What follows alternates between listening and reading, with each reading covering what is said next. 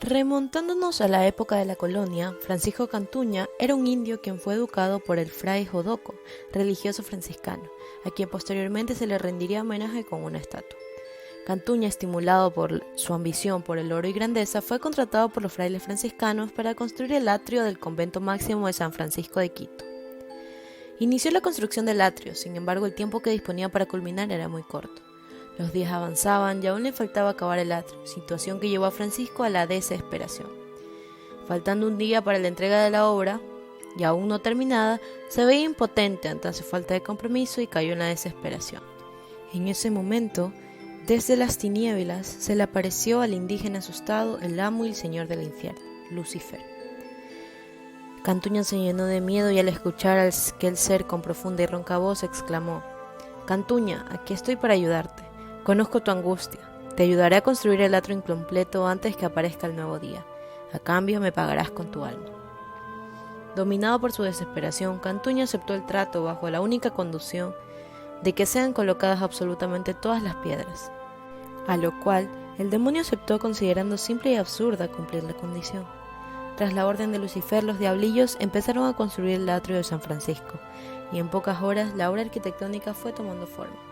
Y efectivamente, luego de horas, tal como lo ofreciera Lucifer, el gran atrio estaba culminado antes de la medianoche, y fue ese el momento para cobrar el precio de la construcción, el alma de Cantuña. Sin embargo, el indígena lo detuvo con una timorada actitud. Un momento, dijo Cantuña. El trato ha sido incumplido. Me ofreciste colocar hasta la última piedra de la construcción y no fue así. Falta una piedra. El trato ha sido incumplido. Cantuña sacó debajo de su poncho una roca que había escondido muy sigilosamente antes de que los diablillos comenzaran su obra. Lucifer se quedó atónito de cómo un simple mortal lo había engañado de la manera más simple. Cantuña salvó su alma y el demonio volvió a los infiernos, maldiciendo al indígena Cantuña por el agravio. De este modo fue construido el atrio de San Francisco de Quito, que se mantiene solemne e inquebrantable al paso de los años, y es orgullo perpetuo para la cultura ecuatoriana. Tras el preámbulo, presentamos la arquitectura. En San Francisco, la iglesia principal, de 3 naves, mide 70 metros de largo, desde la fachada hasta el testero de la sacristía, y su interior está formado por una cruz latina. La nave principal y el nártex ostentan artesonados barrocos, y además el mismo nártex muestra 18 lienzos que representan los episodios del Génesis. Las paredes interiores del templo tienen decorados en autorrelieve de mascarrones, hojas y frutas americanas, todo dorado y con pan de oro, además de policromado en rojo, azul y verde. La nave central es elevada y los techos presentan el arte mudéjar, estilo artístico de los reinos cristianos con influencias hispanas o musulmanas. Fueron los primeros en el arte de la época. Alrededor de esta nave hay 8 retablos para igual número de altares. Otro elemento característico es el crucero. Este, junto con el coro alto, conservan el artesonado mudéjar de maderas finas. Según Pasos Barrera, el pebisterio presenta un altar semicircular con espacios separados por columnas y adornados con frontones partidos. En los espacios figuran las esculturas de los apóstoles que miran hacia la calle central. Y en lo alto se ve el bautizo de Cristo, escultura de Diego de Robles.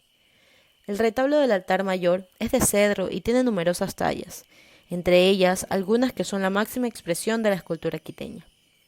A media altura descansa la inigualable talla de la Virgen de Quito del famoso escultor Bernardo de Legarda, y este es el centro de atracción del retablo mayor y de la iglesia. Además, su decoración está realizada en hojilla de oro, llenando de luminosidad altares y arcos, retablos e imágenes. En cuanto al coro, este está formado por 81 sillas en cedro con tallas caprichosas y muy trabajadas, y numerosas pinturas de santos adornan los muros. Así, en el coro alto, sobre los espaldares de los asientos se encuentran los santos franciscanos, tallados por el padre Francisco Benítez. En ambos lados del presbiterio están las capillas de la Virgen del Pilar y la de Villasís, adiciones del siglo XVIII, y adornados con retablos barrocos tallados y dorados, siendo la capilla de Villasís obra del arquitecto quiteño Antonio Rodríguez. Delante del expositorio se ha colocado la escultura de Jesús del Gran Poder, y este retablo es de madera tallada y dorada. También en los brazos del crucero se exhiben los ricos retablos dedicados a San Francisco y a San Antonio, obras del siglo XVIII. El complejo de San Francisco está conformado por algunos espacios, entre ellos la iglesia principal de San Francisco, claustros ajardinados, el convento y la plaza de San Francisco, siendo este gran elemento icónico para el centro histórico de la ciudad de Quito. Esta iglesia es una basílica católica en medio del centro histórico, frente a la plaza del mismo nombre. Su estructura es el conjunto arquitectónico de mayor dimensión dentro de los centros históricos de toda América, y por eso es conocido como el Escorial del Nuevo Mundo. San Francisco es considerado una joya de la arquitectura continental por su mezcla de diferentes estilos combinados a lo largo de más de 150 años de construcción. La fachada del templo refleja la presencia temprana y por primera vez en América del Sur de elementos manieristas. Precisamente ese manierismo exterior y la severidad renacentista contrastan con la decoración interna de la iglesia, en la que se mezclan el mudéjar y el barroco bañados por pan de oro para dar esplendor inusual. En sus 3 naves, San Francisco devela artesonados moriscos con lazos mudéjares, retablos profundamente decorados y columnas de diversos estilos. El complejo se completa con el convento, en el que se destaca la belleza arquitectónica del claustro principal, dispuesto alrededor del inmenso patio en 2 galerías superpuestas. Esta iglesia pasó por 5 etapas de construcción, sin embargo se desconoce quiénes realizaron los planos originales. En una primera etapa, que duró 15 años, en 1535 se realizó la construcción de la iglesia y residencias provisionales de los religiosos. A mediados de la década de 1650 se continuó con la construcción de claustros adyacentes al edificio principal.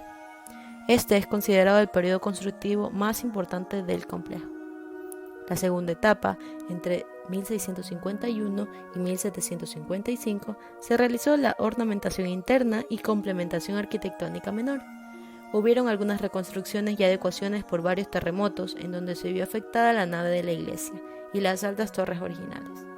A partir de esto, las capillas y algunos claustros sufrieron cambios a partir de mediados del siglo XVIII. La tercera etapa fue el periodo de reconstrucción arquitectónica, entre 1756 y 1809. Se produjo una redefinición estética del interior de la iglesia, al colocar en la nave principal un artesonado de estilo barroco que no atentó contra la armonía estética de todo el conjunto. Esta cuarta etapa corresponde a la crisis institucional de la Orden Franciscana y la consecuente extirpación de espacios que sufrió el convento entre 1810 y 1894. Los franciscanos se vieron forzados a ceder grandes áreas del convento máximo, lo que provocó la desestructuración funcional de estas. En esta etapa moderna, como última etapa, desde el 1895 y hasta 1960, se produce un nuevo uso de espacios y llega la modernidad al conjunto.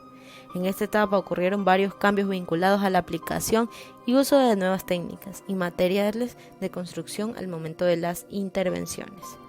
Debido a la modernización de la ciudad, se beneficiaron de los servicios de luz eléctrica, agua potable, alcantarillado y teléfono. También se dio una readecuación funcional de la estructura espacial debido a las nuevas dependencias, como museos, imprentas, entre otros, y esta se fue haciendo más pública. La restauración de San Francisco fue desarrollada bajo la concepción de criterios de intervención. Esta se basaba en el rescate del ambiente original del edificio, el cuidado en mantener su esencia primera y auténtica. Básicamente, esto implicó el máximo respeto al monumento, por lo tanto, que las adecuaciones y renovaciones no alteraran su unidad y liberándolo con la máxima prudencia de todo aquello que lo desvirtuara. Cabe recalcar la importancia de San Francisco como obra arquitectónica representativa y como ícono de la cultura quiteña, que prevalece y trasciende generación tras generación, siendo foco de estudio y análisis histórico como identidad nacional.